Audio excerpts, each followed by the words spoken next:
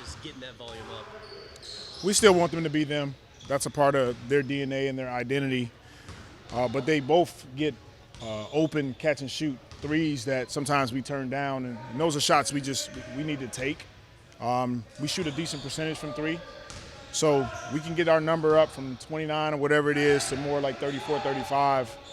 You know, we look at it like even if we make two, that's 6 extra points. That allows our offense to be that much more efficient. And it's been a year now since the Larry and CJ trade.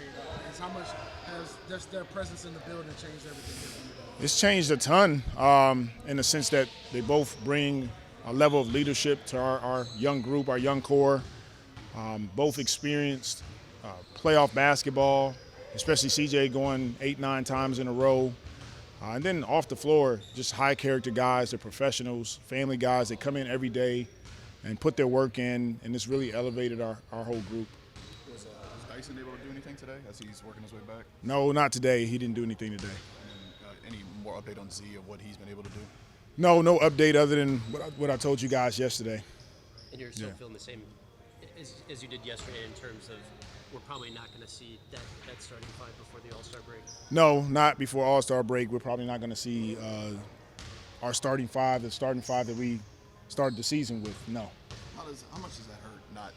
Knowing like you're trying to go into this break where you can make moves to try to see, but you've only had really 170 minutes with your big three so far. Yeah, you know it can be difficult at times, but it's the nature of the NBA. We're not the only team that has dealt with this, and shuffling lineups and making adjustments is a part of what makes it fun, what makes it unique, and other guys get an opportunity to get that experience.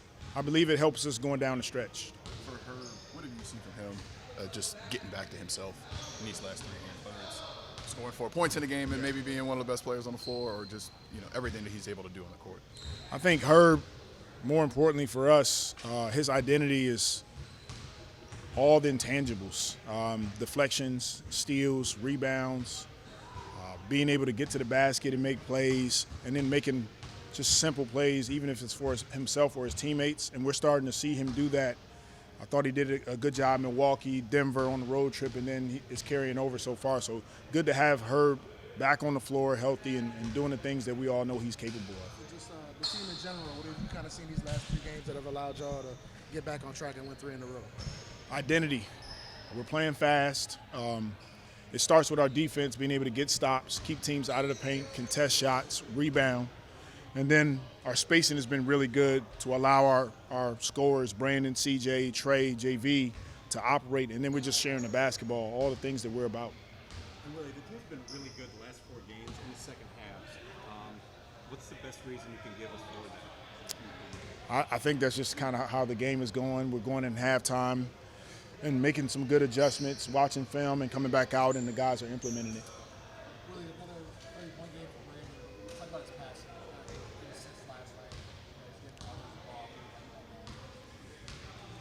It's what makes Brandon special.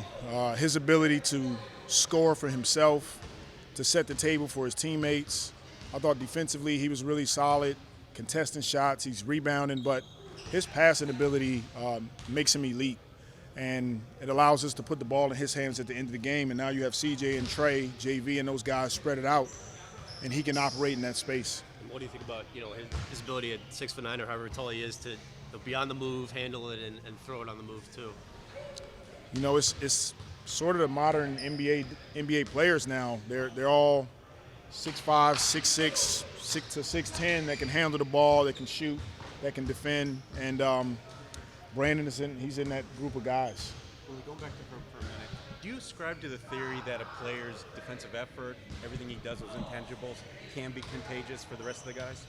Absolutely, because Herb he's an energizer for our team. We're putting him on the best players, and when you put him on the best players and he's exerting that type of energy on the offensive end, sometimes guys are sagging off of him, and we don't want Herb just to fall in love with the shot, but continue to be a basketball player. Shot fake, get to the basket, make plays for your teammates, and the ball will eventually find him, which it's been doing lately. How much do you think B.I. being back has helped CJ kind of take some of that burden off of his shoulders, lower his usage a little bit as well? It's helped out a ton. we can take the ball out of CJ's hands at times, put the ball back in his hands, and having Brandon gives you that luxury where those guys feed off each other. And the game is easier when those two guys are on the floor together. To follow up on that, what does it say about CJ that he can play with Z and BI, or one or the other, or neither, and still move from role to role? Well, he's had to do all of those things this season for us, and it's why he's a pro. But it also speaks to his career, his character. He's had to do that through college, through his NBA career. That's why it was important for us when we were looking at the possibility of getting CJ, is adding that component. A guy that can play with a number of guys, can play with the ball, can play off the ball, and still every game have consistency. And CJ, he does that for us. CJ was talking about Trey a second ago when he came to his three-point shooting. He said, hey, we tell him to take a shot even if it's a bad shot, because that's kind of the message. You tell him, hey, just go out there and shoot because you're a good shooter.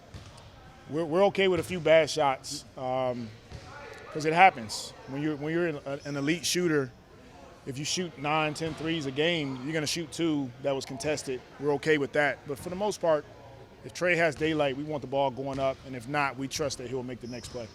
How are you approaching a 9 o'clock, 9:10 tip on Friday? I'm sure guys will get a good nap in between. I mean, it's unusual, especially for us being on Central Time. But, whatever we need to do to make it work, we'll do it, and we'll get ready to lace them up at 9. What was it like seeing LeBron get the record last night? It's incredible. He's not like I said before, he's not necessarily known as a scorer, but he is a scorer.